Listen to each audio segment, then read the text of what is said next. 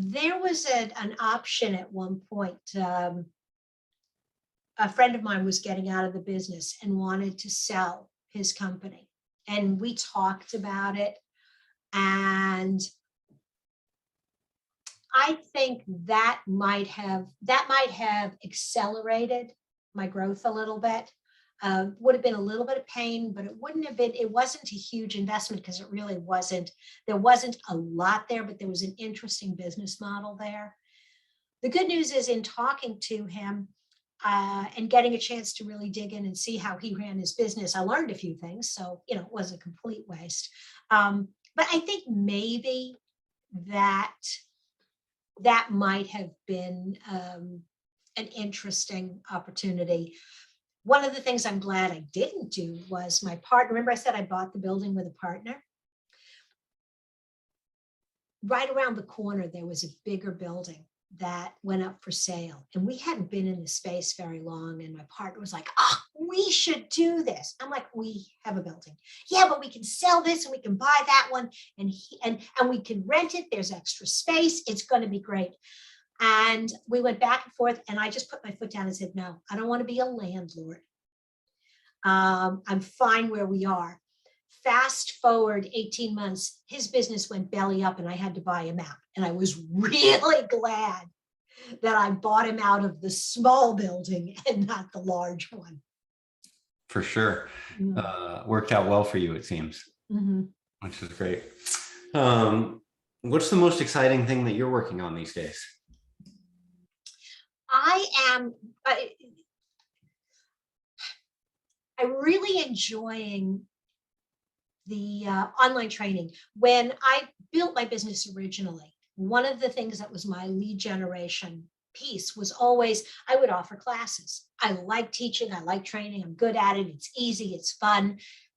And I set it up as a separate company about 18 months before I sold, because we also did a conference as part of it. And I wanted to keep those two entities separate. I wanted to have some protection for Round Peg if the conference didn't do well, if something happened there. But also, if I kept them separate, I could have other marketing companies participate and co-sponsor with me. They wouldn't do it if it was just owned by my agency. Well, the good news is, when I sold the business, having created those separate entities, when I sold the business, I could keep the digital toolbox piece. And that's really where I'm having fun right now. I like the content development. I've sold the courses. I'm licensing the classes to some people. I've got some big associations that are buying them. And then I also sell subscriptions to individual businesses. And it's fun. What's the most in-demand class, or the topic that you're enjoying? I'm assuming creating more content, right? That's on the horizon that really has you excited. The course that is definitely the one that, and it surprised me. I didn't think this one would be as popular as some of the others, but it's called Content-Based SEO. And it comes from my core belief that most companies do SEO wrong.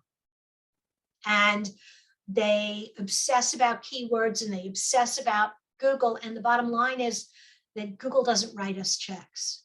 People do. And so taking an approach to SEO that really starts and ends with the customer, Google will pay attention. They'll catch up. You'll do way better. And so that's the course that I'm really having a lot of fun with. That's the one that seems to be in demand the most, both from individuals and, again, from associations that are like, we want to offer this class to our members. I presume the key components of that are creating engaging content that's adding value to whoever the target audience is, instead of trying to jerry rig it with keywords. It absolutely is. It's really about answering the questions. And so the game becomes figuring out what are the questions that people are asking when they go to Google. And, Google will actually tell you if you pay attention. Because you type in a question and they'll go, oh, you are interested in that question? People also asked. And now you have 25 questions, and that's 25 blog posts, videos, podcasts, you name it, it's all there. And each piece of content that you create, again, it adds value. It's answering a real question. The fun thing is sometimes taking those questions and going to somebody's website and going, well, this is an important question. And the person's like, oh yeah, I get asked it all the time. And then you take that question and you paste it into the search bar on their website and nothing comes up. Wah, wah. What's the most powerful marketing tool that you've seen, either a third party, app or an aggregator or CRM or, piece for small businesses that you would say, hey, take your strategy, plus this has got to be in the foundational element of what you're building? And I'm pausing, not because I can't think of one, but because I'm running through my toolkit. I will tell you one of the things I really like right now is a social media scheduling tool called Publer, Publer. It's like Hootsuite and Social Mention and Buffer and a dozen other products out there. What I really like about Publer, what I think they have done better than anybody else, is every time a new software product or a new social platform comes along, they integrate with it. This was the first product I found that I can schedule Facebook pages and groups, LinkedIn profile and pages, Instagram, TikTok. They just added TikTok, Pinterest, and YouTube. And I'm sure there's something else I'm forgetting, but when I was running the agency and I was managing accounts for multiple clients, there was always a platform that we had to go in and do manually because you couldn't schedule. So I would really recommend Publer. I would definitely recommend checking it out and compare it to whatever you're using. And the other thing I really like about it is it's very inexpensive compared to a lot of the other tools. So for solopreneurs and business owners, who are doing a lot of this themselves, I love that.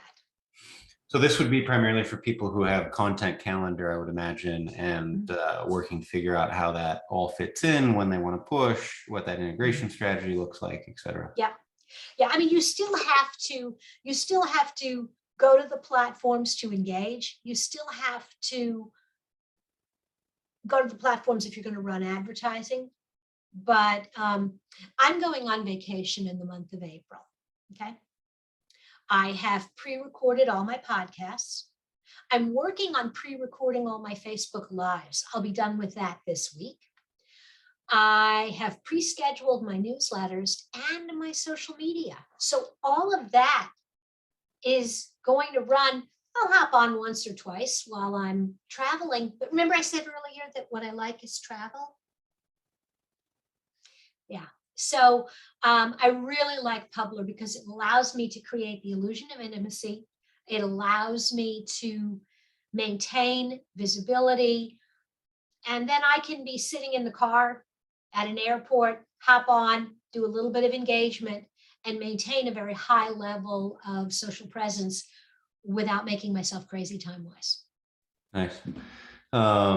You mentioned the newsletters. Do you use Publer to schedule those out as well? Is it integrated into, or is that something you're using? No, I'm an old Constant Contact girl. There's MailChimp. I mean, the list goes on and on. I've used Constant Contact since